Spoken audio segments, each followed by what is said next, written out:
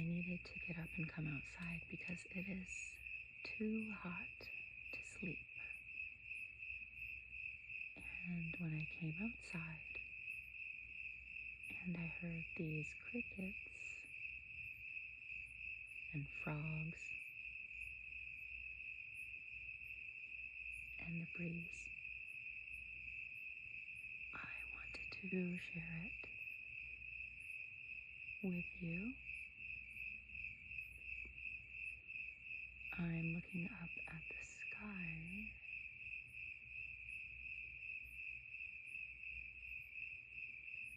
and there's this really interesting low cloud cover that's blocking the view of the stars.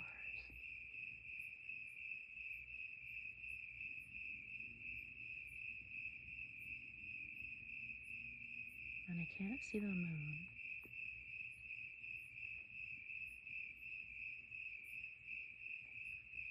But I've been thinking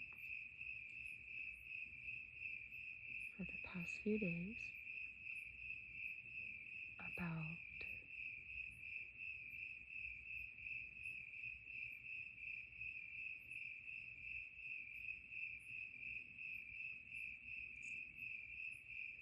putting the frantic search for the meaning of life and the origin of the universe, especially this world, reality, putting it down for a little bit. I was noticing that it was making me feel some anxiety because it led me down a lot of what if scenarios that obviously don't feel very empowering. And because of the situation that I'm in, experiencing so much physical pain, like my back is being crushed by a truck and my legs are being ripped off my body. And this feeling never stops. And it's been more concentrated the past 2 years. But I have not slept one whole night for more than 4. I have not slept in 18 years for more than 3 hours at a time. Because I wake up and I have to move my body with my arms because I'm paralyzed. And I have to physically move my body and also use the restroom. And the pain has not allowed me to have a deep enough sleep for the last 2 years to do any out-of-body or astral travels. The last astral travel experience I had was 2 years ago. And I've talked about it on a couple of videos. I wanted to know what could be a reason that I am experiencing this tragic, painful, relentless experience. And I drifted into a lucid dream, and I woke up in the dream and I started to fly. And I was flying and I flew over a huge crystal city. It was so massive and jaw-dropping. And as I was flying over the city, I noticed a larger than anything, like a skyscraper, but a cube. And it was blue nodes at each intersecting smaller cube that made up the whole. And when I flew through that cube and came out the other side, it was like I went into some sort of processor and left one file and flew into another world, reality, or timeline. And then I was standing there talking to a woman, and I was explaining to her what Valhalla is, like purgatory. It's like purgatory. And then I woke up and I was thinking about it. I was thinking about Valhalla, and I was thinking about the word Valkyrie. And when I got up, I realized that someone who was helping me the day before accidentally threw away some ointment that I have. It's actually a resin from a tree, and it's called dragon's blood. And it sounds like an intense name, but it's very potent for healing. I mix it in with some oils that I use to keep my skin healthy, and it has a variety of uses, but I wanted to go out and get it from the garbage.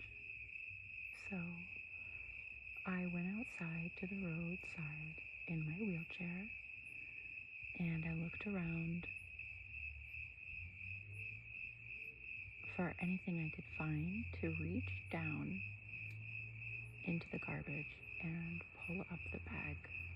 And all I could find was the homeowner had some garden tools, and so there was this long pickaxe. So I pick up the pickaxe and I put it down into the garbage and pull up the bag and get the dragon's blood. And as I do that, I look across the street, and there's a truck parked across the street, and the license plate says Valkyrie. And it blew my mind, and that was the last astral experience I've had. I am not able to drift deeply into a relaxed enough state because my physical body is experiencing excruciating pain. And please, anyone that wants to tell me about some idea that they have, I understand. We want to help each other. I've tried so many things, and it is nerve pain inside of the deepest parts of my spinal canal that is affecting the entire lower half of my body, and it cannot be reached very easily by conventional or well-known methods. So anyway, that's not my point, is to talk about that. It's that the last few days I've been considering attempting to do an OBE or have an astral travel experience.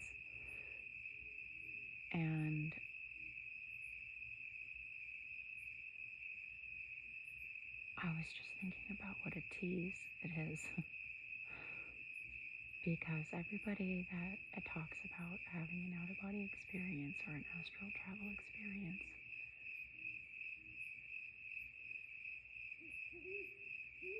has to come back to their physical body and continue living here.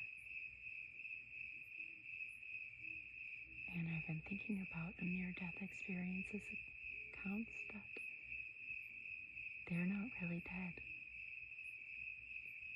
They just, parts of their body have shut down temporarily, but they're not completely dead. So how do we know that whatever they're talking about is really what happens? If you release your awareness from the physical body and are able to transcend and experience different realms of existence, a lot of us know that that's all still within this construct, this system.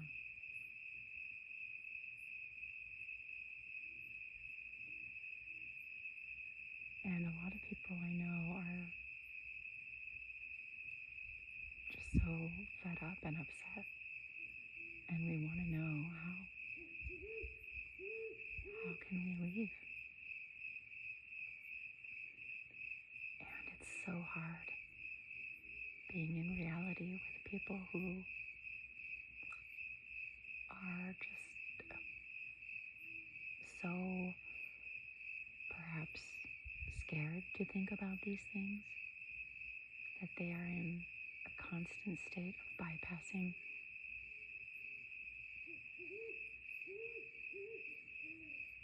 And this collective cognitive dissonance of being alive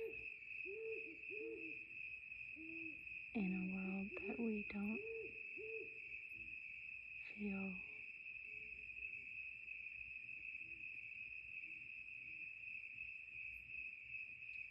in control of how things are happening.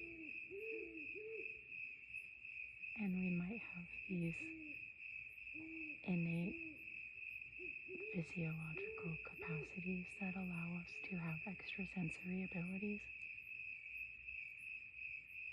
And even still, even though I've had these experiences you could call samadhi or kundalini awakening or whatever, a glitch in the brain's operating system that has allowed me to see into other dimensions of this reality.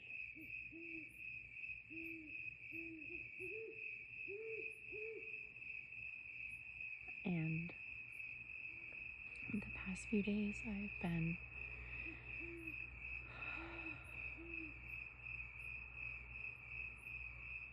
in this interesting state of being where I'm not concerned about what other people are thinking or saying or doing or figuring out, or if I have to figure something out and share it and how to convey and articulate it. Because every single one of us is experiencing life in a slightly different way. And on top of that, all of us are only able to see through a very limited window of perception.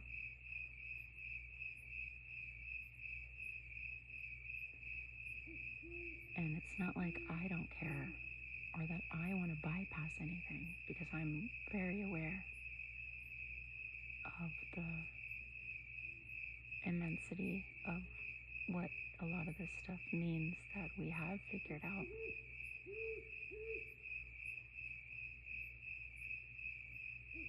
I don't want to add more pain. I don't want to add more confusion and anxiety to my life right now. I am cultivating a strength within my field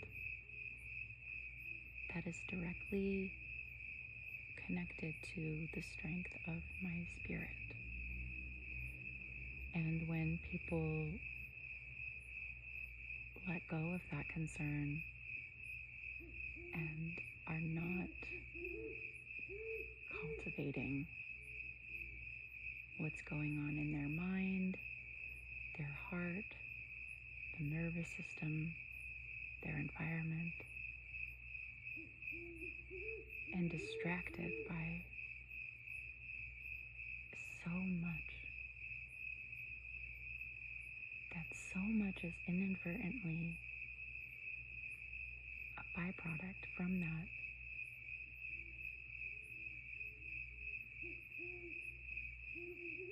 I don't know what to call it. Ignorance, ignoring the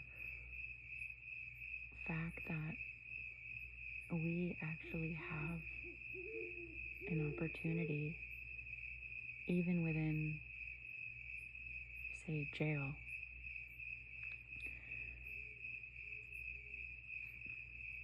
or whoever's listening, school,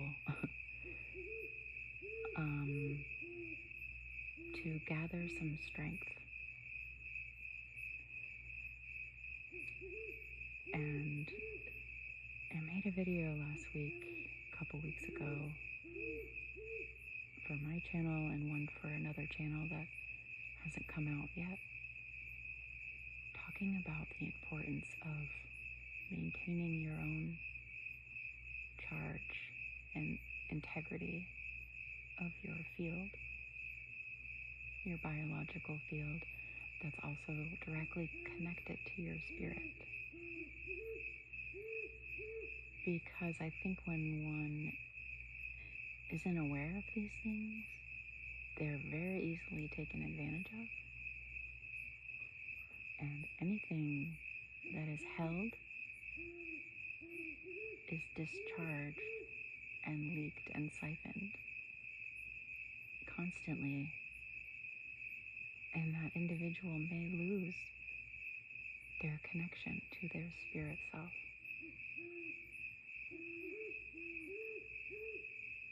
And perhaps upon the time of death might not have enough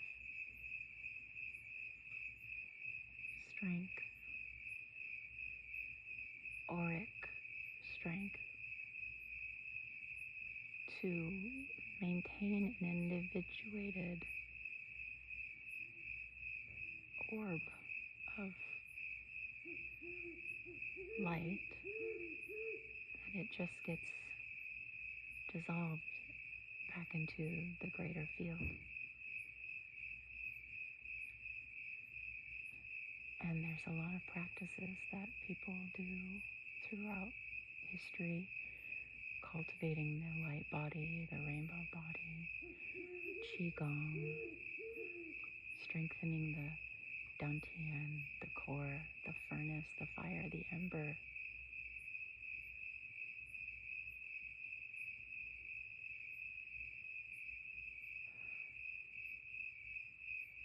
And learn how to keep what you have and cultivate more for yourself,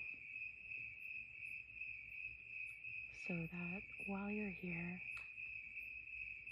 and while I'm here,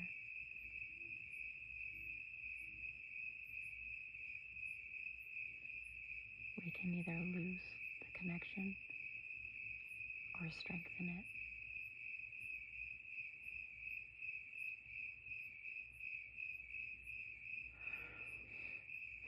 To our spirit vehicle.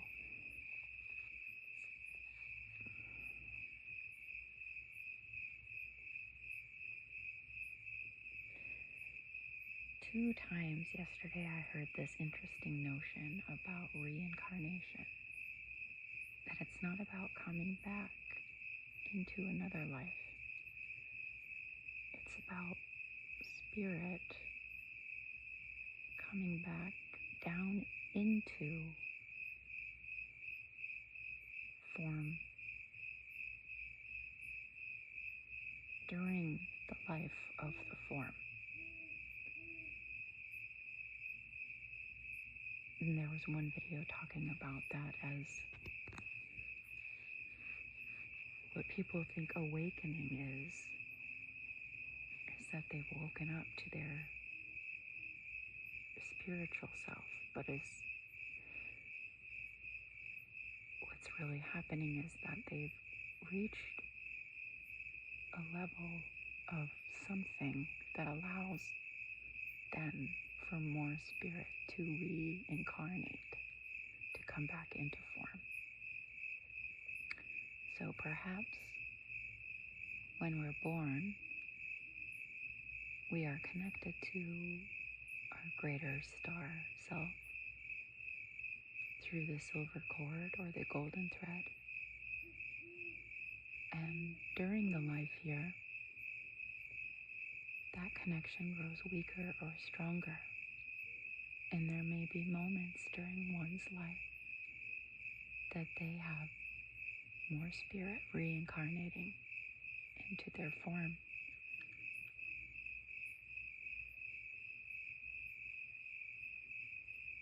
And I thought that was really interesting.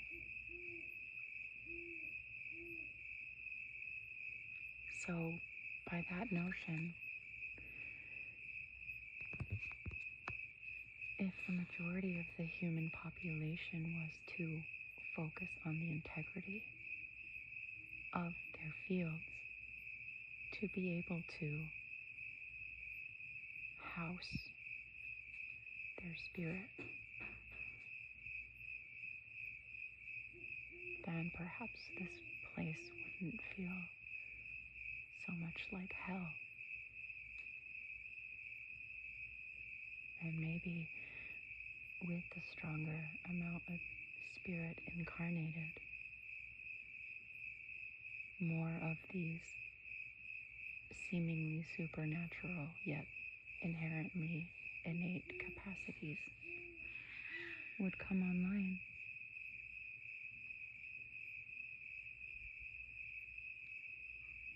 So much so that you wouldn't need to eat barely anything, which means you wouldn't have to go to the bathroom very much, and have increased telepathy and clairvoyance.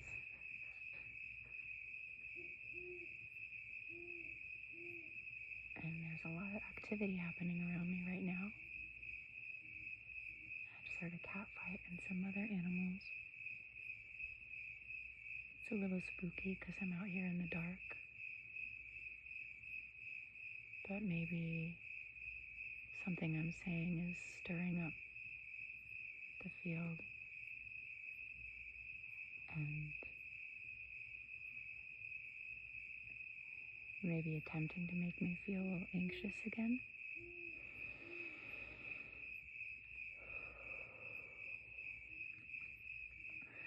Because these thought forms, these entities, through collective focus and attention on fear and anxiety and disgusting things, those thought forms unconsciously carry out the intentions of the creators, blindly carry these things out. And so this place now, after how many years of how many people collectively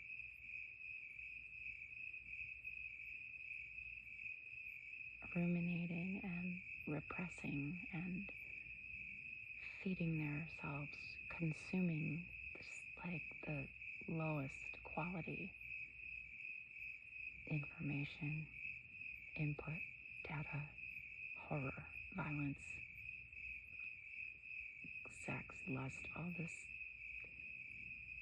that turns into a whole layer of spiritual, energetic, egregorial cloud cover that is blocking out the stars.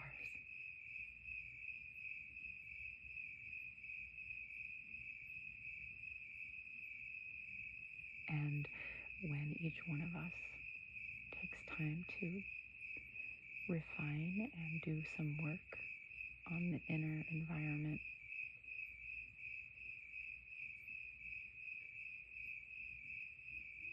we can start to make small changes, at least while we're here, for ourselves, for the people around us. And those ripples can have a lasting impression after we're gone. And I don't know how long it would take, but at least we could set a good example.